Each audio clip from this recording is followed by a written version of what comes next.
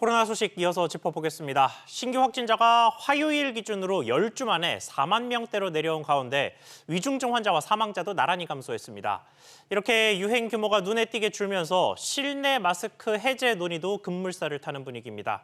임종윤 기자와 함께 짚어보겠습니다. 임 기자, 네. 일단 신규 확진자 상황부터 좀 볼까요? 예. 오늘 0시 기준으로 신규 확진자가 47,900여 명, 어제보다 28,000명 넘게 늘었습니다. 이건 뭐 주말 효과니까 크게 신경 쓰셔서 들으실 필요는 없을 것 같고요. 근데 추세를 보면요.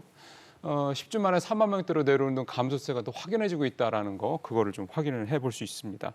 그다음에 위중증 환자 497명으로 하루 만에 다시 400명대로 줄었고요. 특히 사망자가 어제보다 15명이나 줄어든 24명을 기록을 해서 이달 초 이후 8일 만에 지금 20명대로 다시 내려온 것도 좀 눈에 띕니다.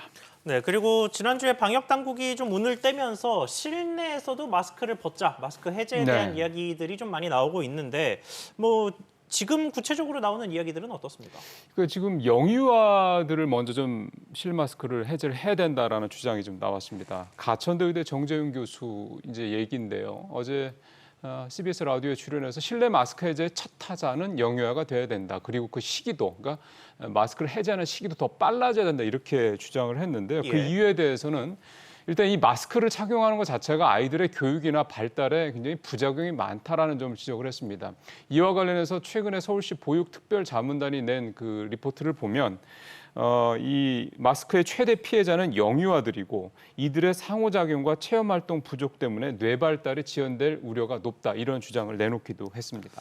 그렇군요. 자, 그러면 이에 대한 현재까지 정부의 공식 입장은 뭡니까?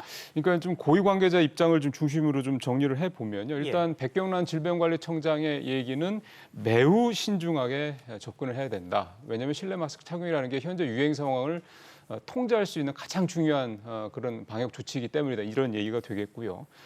정기석 국가감염병 위기대응 자문위원장은 며칠 전에 내년 봄쯤에 정부의 마스크 해제를 건의하겠다 이런 입장을 내놓긴 했는데 내년 봄이기 때문에 아직 좀 먼 얘기긴 합니다. 그런데 지금 이렇게 전문가들 사이에서도 찬성과 반대 의견이 상당히 팽팽한 입장인데요. 찬성하는 측은 비말, 즉 침이 튀기는 게 우려되는 공간만 아니면 일상 회복으로 돌아가야 된다는 입장이고요. 반대로 반대 측의 입장은 하루에도 여전히 몇만 명씩 확진자가 나오는데 지금 이런 상황에서 실내 마스크 해제는 시기상조다 이런 주장. 어떻게 보면 사실은 계속해서 얘기가 되고 있는 반복되고 있는 내용이긴 합니다.